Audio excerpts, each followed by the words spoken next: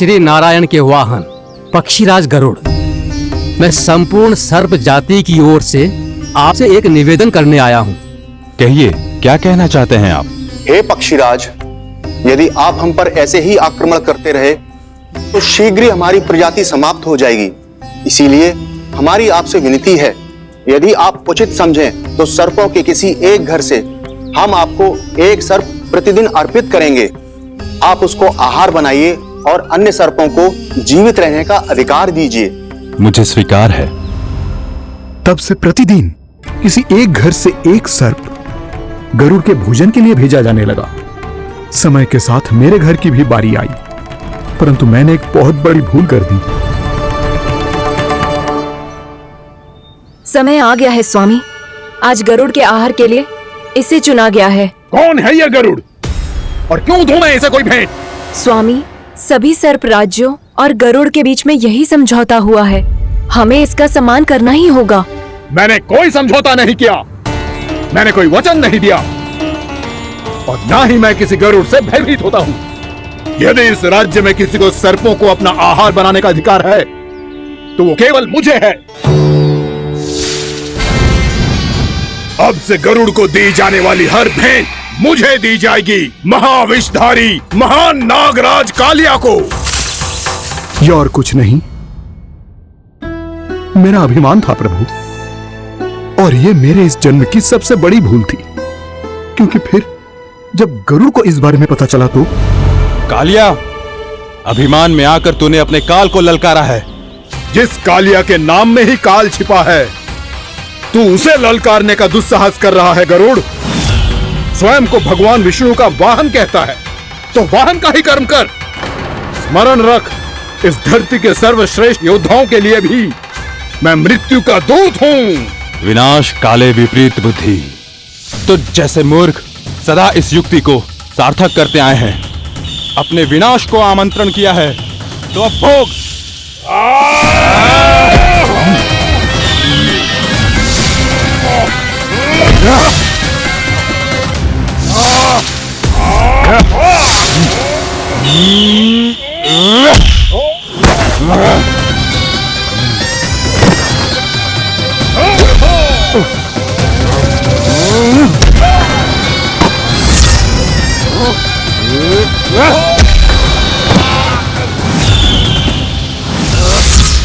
जिसने मेरा भोजन चुराने की धृष्टता की है वो इसी योग्य है। तू मुझे जानता नहीं है गरुड़, मैं महाविषधारी नाग कालिया हूँ।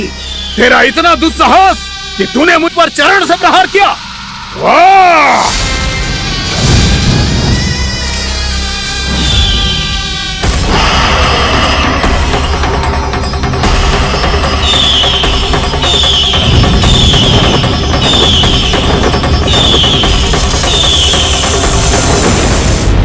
मैं अपने अभिमान में भूल गया था कि गरुड़ मुझसे कहीं अधिक शक्तिशाली है।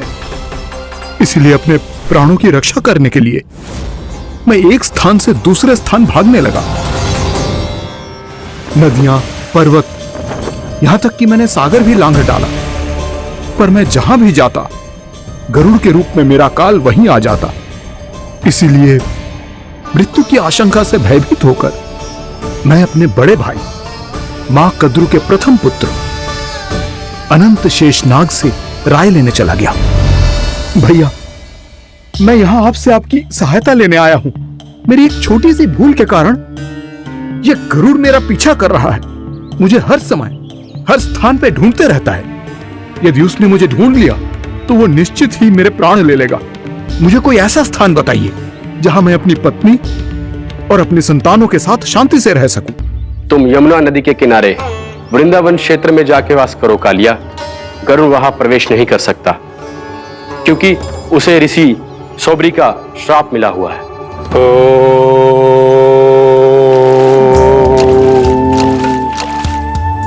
ध्यान और तपस्या का नित्य कर्म करते हुए ऋषि के मन में मछलियों के प्रति प्रेम भाव इतना बढ़ गया कि वो भूल गए सभी जीव खाद्य श्रृंखला का भाग होते हैं, और मछलियां भी इस नियम की अपवाद नहीं है।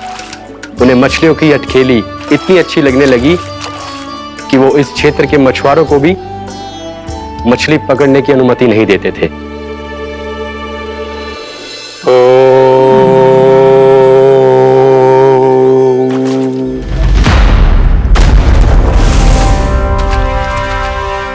उस दिन वो उस पक्षी को नहीं रोक पाए, पर तब से सावधान रहने लगे। यहां तक कि अपने साधना से भी अधिक ध्यान वो पक्षियों पर केंद्रित करने लगे। ठहरो! इसी क्षण अपनी चोंच में पकड़ी इस मछली को छोड़ दो। तुम्हें इन मछलियों का आहार नहीं करना चाहिए पक्षीराज। ये तो खाद्य श्रृंखला का नियम है ऋषिवर। यदि मैं इनका आहार नहीं करूंगा तो कोई और पक्षी कर लेगा। मैं अपने आनंद या प्रतिशोध के लिए इनके प्राण नहीं ले रहा। ये तो बस मेरा भोजन है। पर यह मेरा तपस्या स्थल है। तुम यहाँ शिकार करके मेरी साधना में विघ्न नहीं डाल सकते पक्षीराज। यदि आपकी यही इच्छा है तो मैं आज के बाद यहाँ नहीं आऊंगा।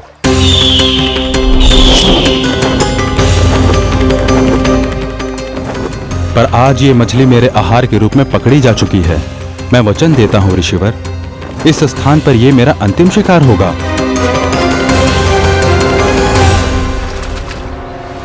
आज के बाद यदि तुमने वृंदावन की निकट उड़ान भी भरी तो तुम सैकड़ों टुकड़ों में फटकर मारे जाओगे पक्षीराज। ये मेरा श्राप है।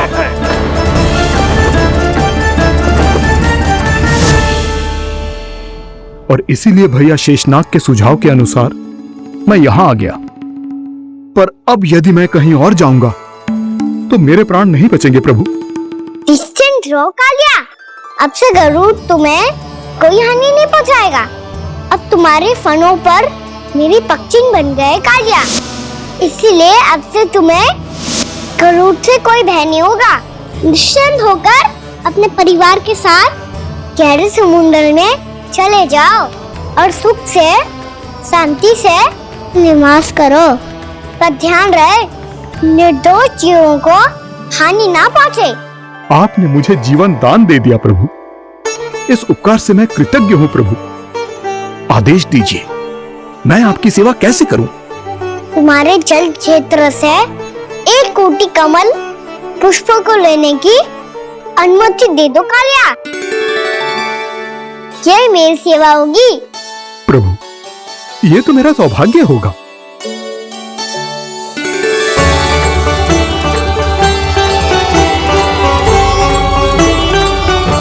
एक कोटि के स्थान पर हम 3 कोटि कमल पुष्प ले आए प्रभु। मैं तुम्हारी सेवा भाव से प्रसन्न हुआ कालिया। रमनाक द्वीप पर चले जाओ ताकि तुम्हारे कारण फिर कभी किसी निर्दोष जीव को हानि ना पहुंचे और न ही तुम्हारा विष मेरे प्रिय यमुना नदी के जल को दूषित कर पाए। मैं तुम्हें आशीर्वाद देता हूँ। आज यहाँ मेरे द्वारा तुम्हें दिए गए इस आदेश का स्मरण जो भी भक्त करेगा और प्रातः काल और संध्या काल में इसका उच्चारण करेगा, उसे फिर कभी किसी संकट से कोई भय नहीं होगा। ये स्थान अब से काला कुंड के नाम से जाना जाएगा। यहाँ पर स्नान करने वाला और देवताओं को इस क्षेत्र से जल का अर्घ्य देकर प्रसन्न करने वाला भक्त यदि मेरा स्मरण करके पा सकेगा तो वो अपने सभी पापों से शीघ्र मुक्त हो जाएगा।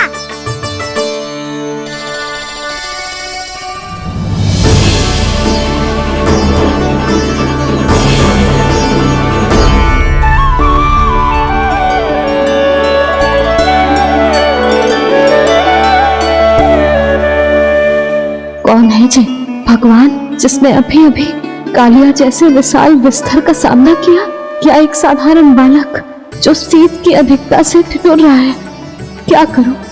मैं लल्ला को ममता के आंचल में छुपा लूं या भक्त बनकर प्रभु की लीला देखती रहूं? क्या करूं मैं? कितना ठंडा था जल, बहुत सर्दी लग रही है। सर्दी से तड़पते हुए कैसे देखूं इसे? अभी जाके अपने पल्लू से सुखाती हूँ, हृदय से लगा के स्नेह की आंच दूंगी तो सर्दी पल भर में छूमंतर हो जाएगी।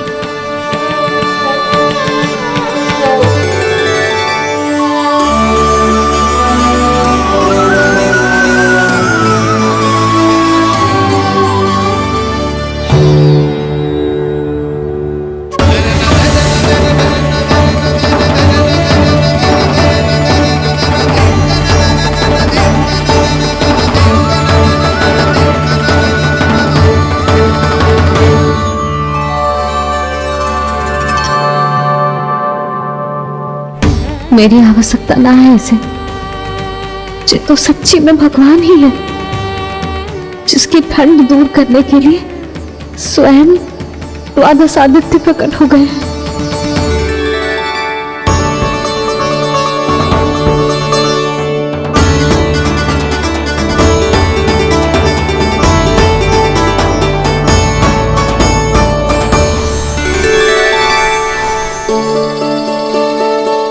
ये क्या किया आपने? मैया मुझे अपने हृदय से लगाने वाली थी कि आप सब प्रकट हो गए। क्षमा कीजिए प्रभु, पर आपको भीगा हुआ देखकर, ठंड से ठिठुरता हुआ देखकर हमसे रहा नहीं गया। हम अपने वश में नहीं थे प्रभु। भक्ति से भावुक होकर हम प्रकट होने पर विवश हो गए थे।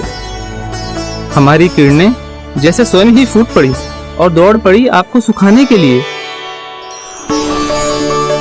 मैं आपका प्रेम, आपकी भक्ति समझता हूं आदित्यगण, और इसीलिए इस समय मैं जहां खड़ा हूं, इस स्थान को द्वादश आदित्य टीला के नाम से जाना जाएगा। द्वादश आदित्य टीला के नाम से जाना जाएगा। द्वादश आदित्य टीला के नाम से जाना जाएगा। हम धन्य हो गए प्रभु। और कहाँ जा रहा है? जो गड़बड़ किया है उसे सुधारिए तो सही। प्रभु आज्ञा दीजिए। अपना दाम इतना अधिक बढ़ा दीजिए कि मुझे स्वेद आने लगे, ताकि मैया मुझे स्वेद में गीला देख के और भूल जाए कि मैं ही भगवान हूँ, और मैया मुझे अपनी गोद में उठा के ले जाए।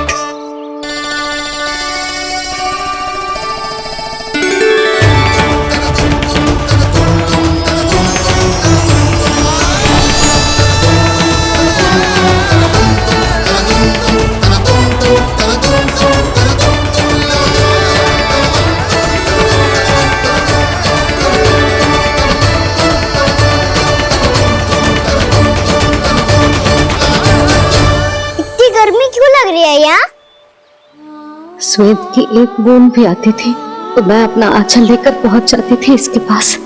जानती ही नहीं थी कि चेतु स्वयं वायुदेव को आदेश दे सकते हैं कि वो बहने लगे और उसका सारा स्वेद सुखा दे। वायुदेव की आवश्यकता नहीं है मैया, मुझे आप ही चाहिए। लगता है जिस बात का भय था वही सत्य होने लगी है। भैया मेरे भगवान रूप को भूल नहीं पाएगी, और अब मेरे लिए इनके सत्य छुपा कर रख पाना कठिन हो जाएगा। कृष्णा कृष्णा हरे कृष्णा कृष्णा कृष्णा मुरली मनोहर कृष्णा गोपाला गोविंदा हे दामोदरा।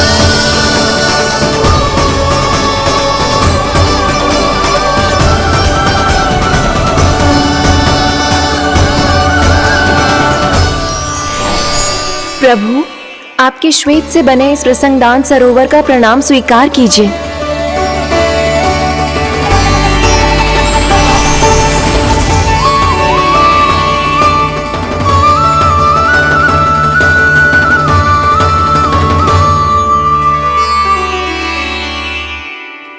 ओहो, इस चमत्कार को देखकर भैया को और भी अधिक विश्वास हो जाएगा कि मैं भगवान ही हूँ। अब कैसे मनाऊं मैया को कि मैं इनका लाई हूँ? बाबा है ना, अब तो यही सहायता करेंगे। श्री कृष्णा गोविंदा हरे हरे श्री कृष्णा गोविंदा हरे हरे श्री कृष्णा हरे मुरारी श्री कृष्णा श्री कृष्णा श्री कृष्णा।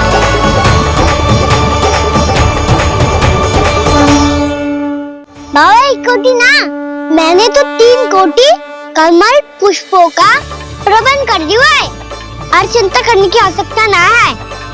1 कोटी कमल के स्थान पर 3 कोटी कमल पुष्प मिल गए हैं। हाँ कान्हा, मैं उचित संदेश के साथ जिस सारे पुष्प उस कंस के पास भिजवाता हूँ। महाप्रक्रमी कान्हा की जय। वृंदावन रक्षक कान्हा की जय। महाप्रक्रमी कान्हा की जय। भानु जी नंदराज। बाकी गांव वालों को लेकर ये सारे पुष्प इकट्ठा करो और कंस के दरबार में पहुंचाओ। जी।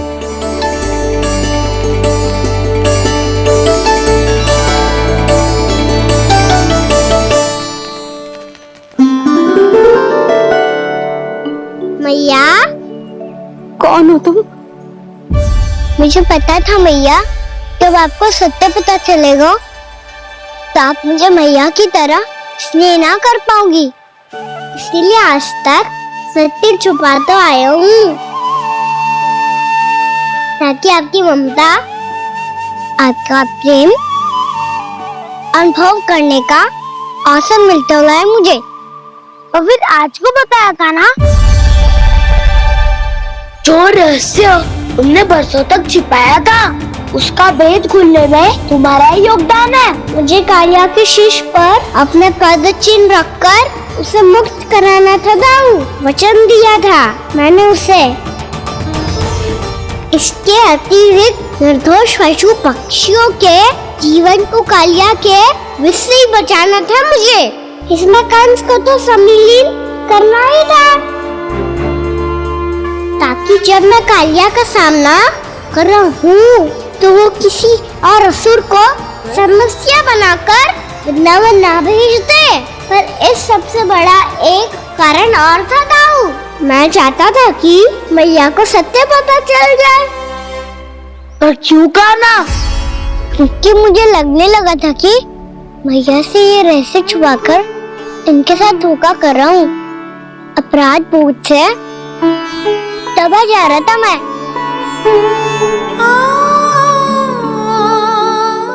को बाबा को सभी को पता है, यहाँ तक कि मेरे सखा भी जानते हैं। वो सत्ता मैंने मैया से छिपाया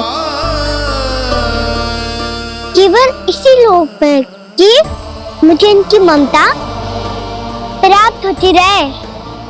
पर ऐसा करके मैं अपने से निस्वार्थ प्रेम करने वाली मैया को धोखा दे रहा था। आप ही बताओ दाऊ, जो इस संसार में मुझसे सबसे अधिक भरोसा करता है, उसी के साथ छल कैसे कर सकता हूँ मैं? हाँ, मैं नारायण का अवतार हूँ, पर अपनी मैया का छोटा सा लल्ला भी तो हूँ।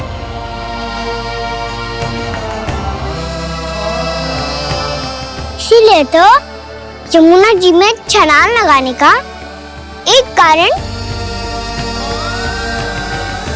इस गेंद को लेने जाना भी था।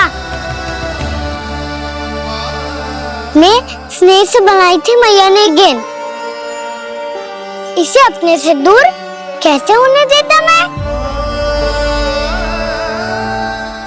आपको आभास भी ना है मैया कि आप मेरे लिए कितने महत्वपूर्ण हो। ये सत्य है कि सभी देवता, प्रकृति, भक्त, ये सब है मेरा ध्यान रखने के लिए, मेरी सेवा करने के लिए। पर क्या इनमें से कोई भी मेरी मैया का स्थान ले सकता है? और आप भी तो यही चाहती थी कि मैं आपका लल्ला बन के आऊं, कि मैं आपका लल्ला बन के आऊं, कि मैं आपका लल्ला बन के आऊं। आज जैसे आपने मुझे अपनी गोद में लिटा रखा है, क्या कुछ ऐसा नहीं हो सकता कि शीघ्र ही मुझे आपको अपनी गोद में खिलाने का अवसर मिल जाए? मैया, नारायण का अवतार हूँ ना, क्या इतनी बड़ी समस्या है कि आप हृदय से भी राह लगा सकते? मैया,